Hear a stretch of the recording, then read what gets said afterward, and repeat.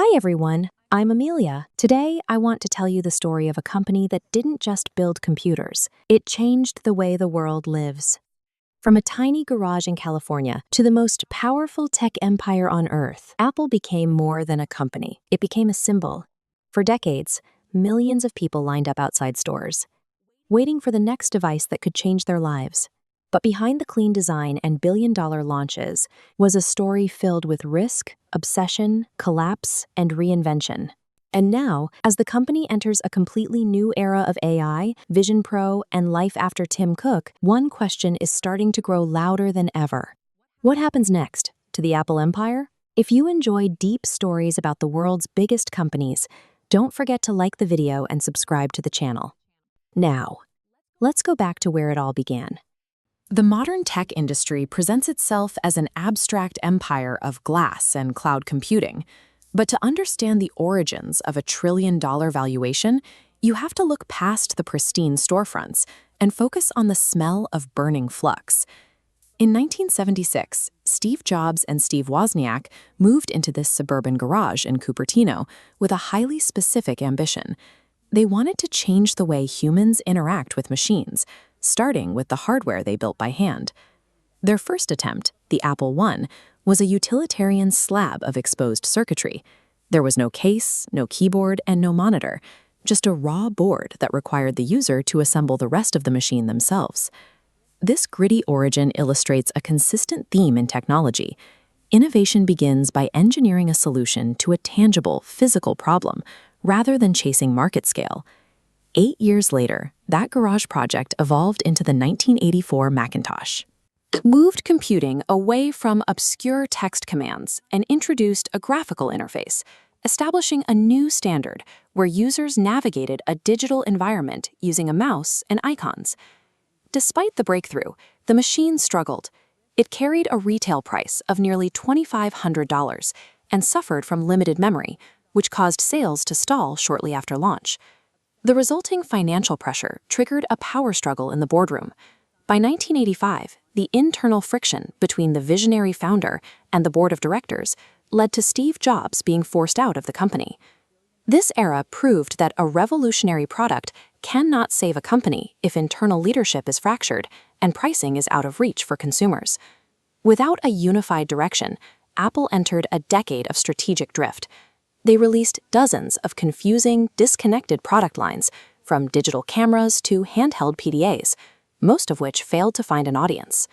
While Apple struggled with hardware, Microsoft focused on a software-driven strategy.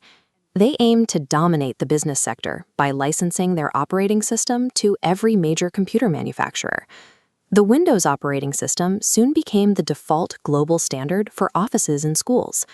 This left Apple's proprietary hardware isolated, and the company's market share began a steady, dangerous decline. This drift highlights the danger of losing a core focus. When a pioneer stops offering a clear advantage, the market quickly standardizes around the most pragmatic and widely available utility. This chart tracks Apple's global revenue. Between 1995 and 1997, sales plummeted, dropping by billions of dollars. By summer 1997, Apple reached its absolute lowest point, within weeks of running out of cash entirely, facing total bankruptcy. This decay manifested as thousands of identical, dusty cardboard boxes of unsold computers filling warehouses. The failure led to desperate boardroom negotiations and the layoff of thousands of employees. Corporate collapse is often the result of overhead costs and product complexity growing faster than the revenue they generate. Apple had become too expensive to maintain and too disorganized to compete. When Steve Jobs returned in 1997, he didn't start by inventing a new device. He prioritized destruction. He looked at the chaos of the existing company and began a surgical removal of its failing parts. This diagram shows the scale of that reduction. Jobs cut 70% of the company's product line, forcing the engineering teams to focus all their energy on a simple 4-quadrant matrix of computers. The first result of this extreme focus was the iMac. It was an all-in-one translucent desktop that looked different from every other gray PC on the market, signaling that the company's design-led approach had returned. Effective turnarounds require the discipline to end good projects to ensure the most essential ones have the resources to survive. Scaling a hardware company required more than just a return to creative leadership. It needed an operational foundation to support the new products. Joni Ive led a team focused on industrial design, using materials like aluminum and glass to make complex technology feel like a premium, desirable object rather than a gray tool. In 1998, Tim Cook joined to manage the global supply chain. He overhauled the logistics and manufacturing systems, ensuring that millions of units could be built and shipped globally without inventory piling up in warehouses. Large-scale success requires a synchronized trinity: the vision to choose the right path, the design to architect the product, and the operations to actually build it at a global scale.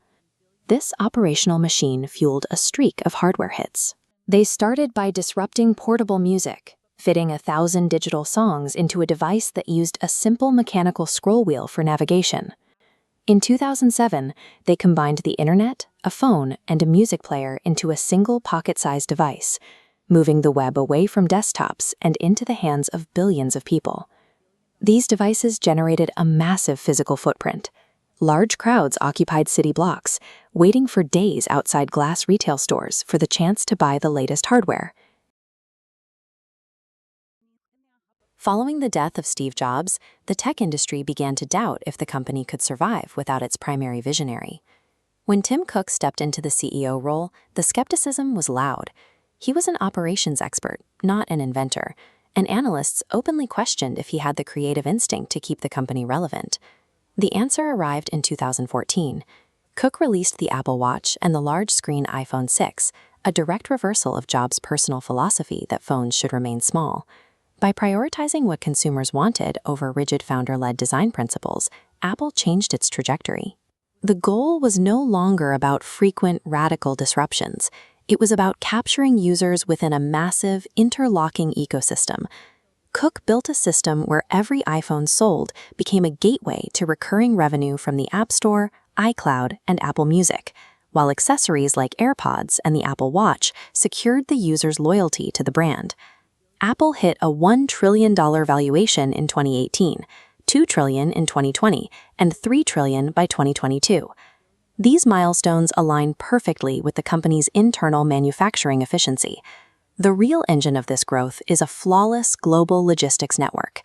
Tim Cook mastered the art of moving millions of physical components across oceans every single day, turning the company into a master of just-in-time manufacturing.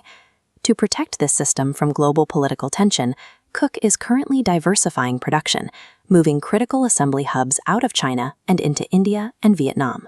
By the end of his first decade, Cook had successfully transitioned Apple from an unpredictable startup into the most efficiently operated logistics company on Earth. Recent hardware cycles have settled into a predictable rhythm: slightly better cameras, upgraded faster chips, and familiar designs. As these iterations become more incremental, consumers are increasingly questioning if each new model is actually a necessary upgrade. This repetition is a side effect of scale. When a company depends on a supply chain of this magnitude, radical design changes represent a massive operational risk that could disrupt the entire revenue machine. This market dominance has also made Apple a target for regulators. In 2024, the United States sued the company for antitrust violations, claiming it used its power to stifle competition. Meanwhile, the European Union has issued massive fines, specifically targeting the closed nature of the App Store and restrictions placed on third-party developers. The same strategy that built a $3 trillion empire, the creation of a perfectly closed ecosystem, has now become the company's primary legal liability. While Apple focused on efficiency, the rest of the industry moved into a new race. Competitors like OpenAI and Google have spent years advancing generative AI, leaving Apple to play catch-up. Despite the launch of Apple Intelligence in 2024, early reactions suggest that systems like Siri remain significantly behind the conversational power of modern AI rivals. The software struggle is mirrored in hardware. The Vision Pro, launched in 2024, has struggled to find a broad audience due to its high price and a market that isn't yet ready for mixed reality headsets. This creates a dual crisis for leadership. Wall Street is demanding rapid AI deployment to maintain stock value, while users are waiting for hardware that feels like a genuine leap forward. Even with these challenges, Apple remains a powerhouse, maintaining over $400 billion in annual revenue and a global base of 2.5 billion active devices. But that massive scale is built on two fragile dependencies: the continued dominance of the iPhone and a supply chain that remains vulnerable to shifts in Asian geopolitics. After 15 years at the helm, Tim Cook has officially announced he will step down as CEO in September 2026.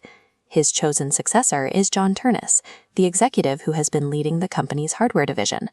Cook won't be leaving the building entirely. He will move into the role of executive chairman, allowing him to maintain significant influence over the company's long-term strategic direction. Steve Jobs gave the company a soul, and Tim Cook gave it a machine-like efficiency. The final question is whether a leadership built for optimization can survive an era that once again demands radical, ground-up disruption.